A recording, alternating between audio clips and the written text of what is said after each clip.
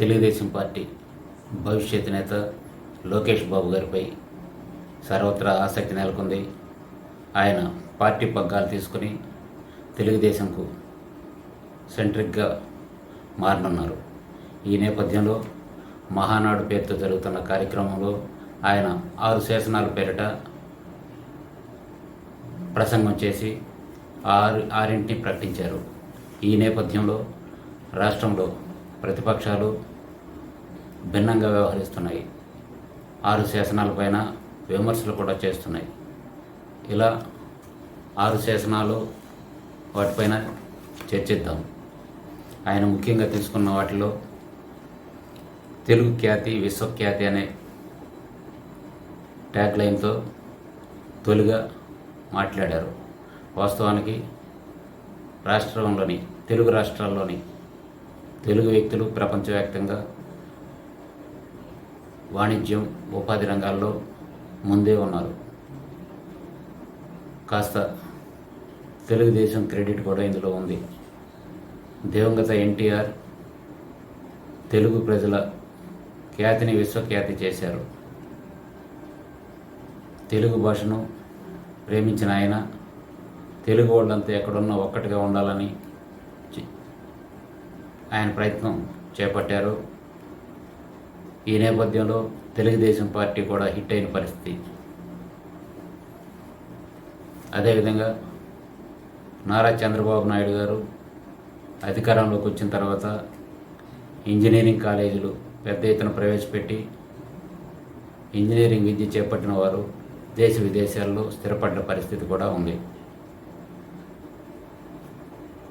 అదేవిధంగా తెలుగుదేశం పార్టీ ముఖ్యంగా లోకేష్ బాబు గారు చెప్పిన రెండో అంశం యువగడం పేరుతో ఆయన గత ఏడాదిన్నర కిందట పాదయాత్ర ప్రారంభించారు. ఆ పాదయాత్రలో అనేక అంశాలు ముఖ్యంగా యువత సమస్యలను పసిగట్టి వారి సాధక బాధకాలు విన్నారు. అధికారంలోకి వచ్చి ఏడాది అవుతున్నా వారిచ్చిన సూపర్ 6 హామీల్లో అమలు యువత గురించి పెద్దగా చేసిన పరిస్థితి లేదు. డిఎస్సి ప్రకటన చేశారు కానీ ఇంతవరకు ఒక్క సీటు కూడా భర్తీ చేసిన పరిస్థితి లేదు. నిరుద్యోగులకు అవసరమైన ఉపాధి ప్రకటన ఇచ్చిన పరిస్థితి కూడా లేదు. దీంతో యువతకు గత ఏడాదిగా చేకూర్చిన ప్రయోజనం లేదనేది ప్రతిపక్షాల నుంచి వస్తున్న అభిప్రాయం. ముఖ్యంగా యువతకు నిరుద్యోగ వృత్తి ఇస్తామని చెప్పిన కూటమి ప్రభుత్వం ఆ ప్రస్తావనే మర్చిపోయింది. 20 లక్షల ఉద్యోగాల పేరిట చెబుతూనే ఉన్నా ఒక్క ఉద్యోగాన్ని భర్తీ చేసిన పరిస్థితి లేదని ప్రతిపక్షాలు తీవ్రంగానే విమర్శలు చేస్తున్నాయి. ఇలా రెండో అంశం మైనస్ అని చెప్పాలి. మూడో అంశం స్త్రీ శక్తి అమల్లోనూ రాష్ట్ర సర్కార్ వెనకబడిందని చెప్పాలి. వాస్తవంగా పొదుపు సంఘాల్లో ఉద్యమం వారిని ఆర్థికంగా ఎదగాలన్న ఆకాంక్ష చంద్రబాబు నాయుడు గారిది కాగా వారిలో కాస్త సంఘాలను బలోపేతం చేసి రుణాలు ఇప్పించడం, స్వయం శక్తితో ఎదగడం చేపట్టారు. గత ఏడాదిగా మాత్రం వారికి అమలు చేయాల్సిన పథకాలు తల్లికి వందనం కానీ ఆర్టీసీ బస్సులు ఉచిత ప్రయాణం కానీ అమలు చేయకపోవడం తీవ్ర విమర్శలు మూటగట్టుకున్నారు. ప్రతిపక్షాలు పదే విమర్శలు చేస్తున్నాయి. ఇది వాస్తవం కూడా. ఇప్పటికీ ఆ శాఖ మంత్రి పలు దఫాలు ప్రకటనలు చేసినా అదిగో ఉగాది ఇదిగో చవితి అన్నట్లుగా ప్రకటనలు చేసినా అమలు చేయకపోవడం గమనార్హం. అదేవిధంగా ప్రతి నెల మహిళలకు 15,000 లెక్కన ఉచితంగా అందజేస్తామని కూడా ఎన్నికల ముందు కూటమి నేతలు వివిధ సందర్భాల్లో ప్రకటించారు. ఆ ప్రస్తావన లేకపోవడం ప్రజల నుంచి కాస్త విమర్శలు వ్యక్తమవుతున్నాయి. ప్రతిపక్షాలు కూడా దీన్ని పదే ప్రస్తావిస్తున్నాయి. మరో అంశం పేదల సోషల్ రీఇంజనీరింగ్. ఇది కాస్త ప్లస్ అని చెప్పాలి.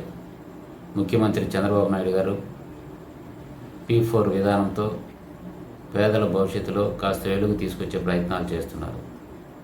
ఎవరైనా చదువులకు నగదు ఆటంకంతో ముందుకెళ్ళలేని పరిస్థితులు ఉంటే వారిని ఆయా ప్రాంతాల్లోని పారిశ్రామిక వర్గాలు కానీ వ్యాపారవేత్తలు కానీ ఆదుకునే ప్రయత్నం చేయిస్తున్నారు. ఇది మంచి పరిణామం అని చెప్పాలి. ఇదే తీరుగా గ్రామాలు పట్టణాల అభివృద్ధిలో పరిశ్రమలు వ్యాపారవేత్తలు భాగస్వామ్యం చేస్తున్నారు. ఇది కాస్త మెరుగైన ఫలితాలు ఏడాదికి ఇచ్చిందని చెప్పాలి. మరో అంశం, అన్నదాతకు అండగా తెలుగుదేశం ప్రభుత్వం నందమూరి తారక రామారావు గారు ఉన్న సమయంలో వ్యవసాయ విద్యుత్ రాయితీలు ఇవ్వడం, అదేవిధంగా వ్యవసాయ ట్రాక్టర్లు ఉన్న రైతులకు పన్ను మినహాయింపులు తదితర అనేక సంక్షేమ కార్యక్రమాలు తీసుకొచ్చారు. చంద్రబాబు నాయుడు గారు తాజాగా కూటమి అధికారంలోకి రాకముందు అన్నదాత సుఖీభవ 20,000 అందజేస్తామని ప్రకటించారు. ప్రభుత్వం ఏర్పాటై ఏడాది కావస్తున్నా దానిపైన కూడా వాయిదాలు పడుతూనే ఉన్నాయి. ఏడాది గడిచిపోయింది. మళ్ళీ రెండో వ్యవసాయ సీజన్ ప్రారంభమైన ఇప్పటికీ దీనిపైన స్పష్టత లేని పరిస్థితి. రైతులకు ముఖ్యంగా ధరల స్థిరీకరణ చేపట్టాల్సి ఉంది. వరి ధాన్యం మొదలు వేరుశెనగ, పచ్చిమిర్చి, ఎండుమిర్చి, ఇలా టమాటో, ఇలా అనేక రకాలుగా రైతులు ఈ ఏడాది ధరల పతనంతో నష్టపోయారు. వీరందరినీ ఆదుకునే ప్రయత్నం పెద్దగా చేయలేదనేది కూడా వాస్తవం. ప్రతిపక్షాలు ఇదే తీరుగా విమర్శలు చేస్తున్నాయి. ప్రతిపక్షాలు నేరుగా రైతుల దగ్గరికి వెళ్ళిన పరిస్థితి కూడా ఉంది.